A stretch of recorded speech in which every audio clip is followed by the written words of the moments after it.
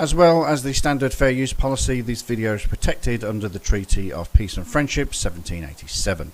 Moors are awake. We are taking our place on this planet. Islam Moors. My nationality is Moorish.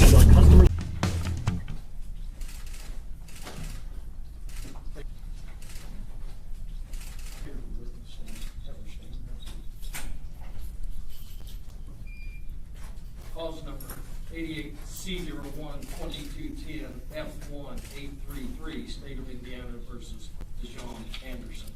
Ms. Anderson, for the record, would you state your full name, please? Yes, I am Princess Califia Hatan Tupape II, representing the entity Dijon Anderson. You're known as Dijon Anderson? I'm representing the entity as Dijon Anderson. Excuse me, ma'am, but saying things like you're representing the entity is not going to help you win this case. Your date of birth? My date of birth is February 2nd, 1961. That would make you how old? That would make me 63 years old. And the last four digits, your social security number? I do not have a social security number. I have a declaration of nationality underneath the Washita Moors of the Indigenous People of the United Nations, Chapter 21593. Well, that explains it. She's from the Washita Moors. This lady clearly has mental issues. What's your address? My address is... Do you have a good contact telephone number? I don't know my contact number by heart. I believe it. Are you under the influence of any drugs, including alcohol, today? No, I'm not.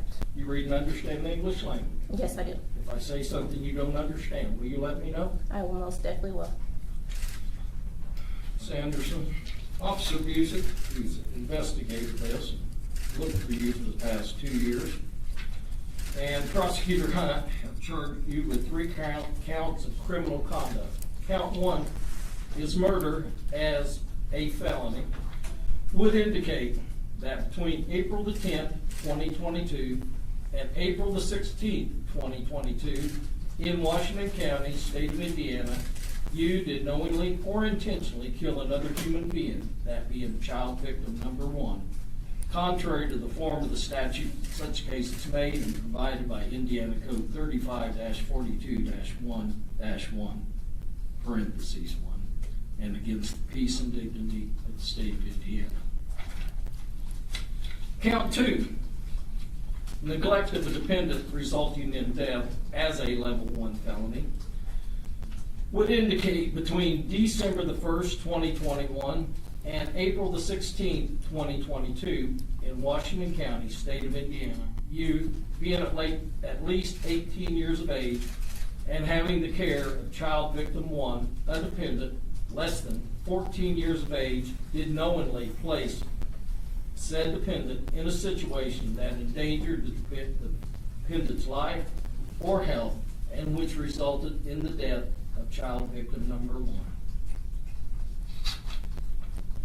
Count 3, obstruction of justice as a level 6 felony, would indicate that between April the 10th, 2022 and April the 16th, 2022 in Washington County, State of Indiana, you did alter, damage, or remove a record, document, or thing with the intent to prevent said item from being produced or used as evidence in a legal proceeding or an administrative or criminal investigation, contrary to the form of the statutes made and such case provided. The murder, a felony, has a range of imprisonment from 45 years to 65 years, with the advisory sentence being 55 years and up to a $10,000 fine. The level 1 felony, neglect of a dependent resulting in death, has a range of imprisonment from 20 years to 40 years, with the advisory sentence being 30 years and up to a $10,000 fine. And the level 6 felony has a range of imprisonment of no time in jail if it's treated as a misdemeanor to 2.5 years at the Indiana Department of Corrections, with the advisory sentence being 1 year and up to a $10,000 fine. Do you understand what you've been charged with? I do understand. Okay. And do you understand the potential penalties? I do. Do you intend to hire a lawyer, or is someone likely to hire a lawyer for you? I want to file a motion for self-representation. You understand if you do that, you are required to conduct yourself as a lawyer to be able to board our potential jurors, to abide by the rules of evidence, to abide by the rules of procedure. I do understand. I have a master's in history. Wow.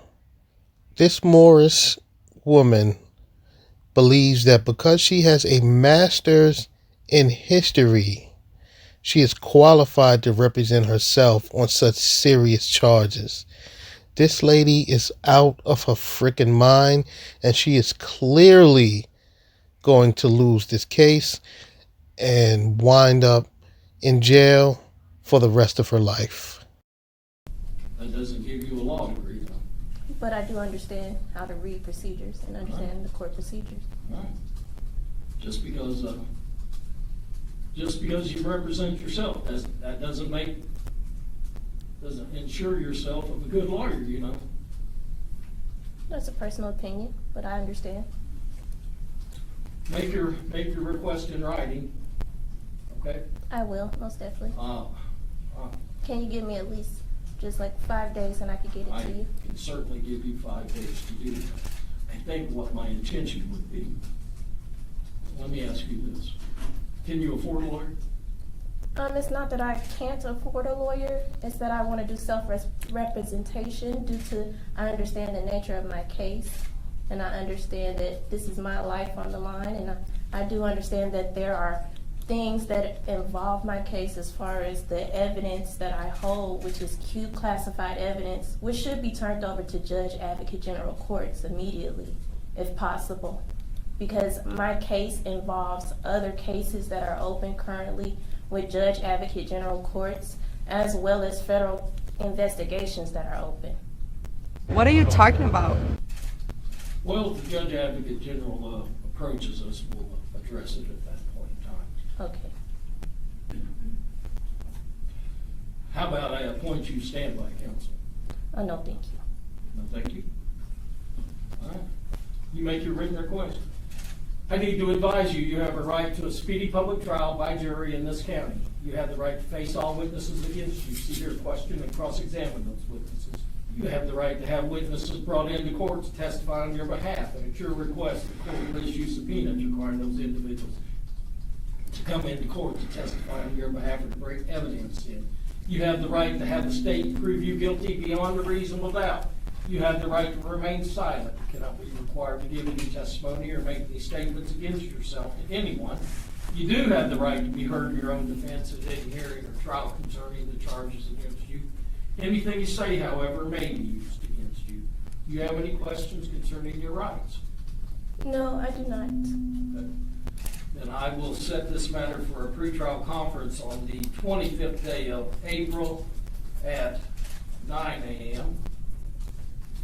A trial date of the 6th day of August of this year at 8:30 a.m. and an omnibus date of June the 15th. Do you have any questions at all? No, I do not have any questions. All right. You'll sign this reappearance slip. We'll discuss the issue of bond. Ms. Hunt, what's the state's position? Yes, Your Honor. Given the gravity of this case, first of all, I would like for you just to take judicial notice of the probable cause affidavit that the state filed in support of these 3 charges, which resulted in the arrest warrant. I'd also like to bring to the judge's attention that it's almost a 2-year mark of officers locating this, at the time, unidentified little boy in the woods. So I would argue that the defendant has been a fugitive since that time. Her identification has been made. I think that raises any bond in a murder case to be something of the utmost importance and should be of an amount that should be very difficult, if not impractical, for her to be able to afford, or I feel she will be abscond from this court. She's never been from Indiana. She's not from Washington County, is my understanding. She was located in California. So on that reserve, I would leave that to the court. And if further motion is needed on the state's behalf, I will make that. Thank you. Can I make Ms. Anderson, you just made an objection. Yes. State the basis of your objection. The basis of my objection is the fact that I am not a fugitive. I have been under NSA surveillance for the past 8 months. And how can that qualify me as a fugitive on the run when I've also had a detail from Space Force that was following my every move? When I contacted the Indiana State Well, let me to tell arrest you, me. that is not a valid legal objection. If you want to represent yourself, you're going to have to learn the rules of evidence and the rules of procedure, because if you conduct yourself like this and make these types of objections, you have no chance in the world, baby. Okay. So, objection overruled.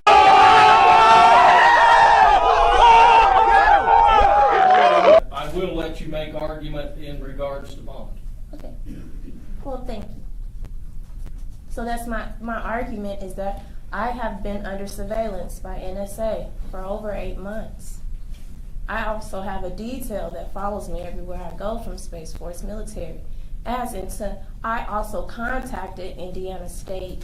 I think it was a federal marshal that I called to have my location tracked to pick me up. So there's no type of extent of me running where I need this astronomical bond on my charges. Well, that's sort of interesting, because it's my understanding Officer Busick has been in touch with almost every one of those agencies, and they haven't been able to identify your location until recently.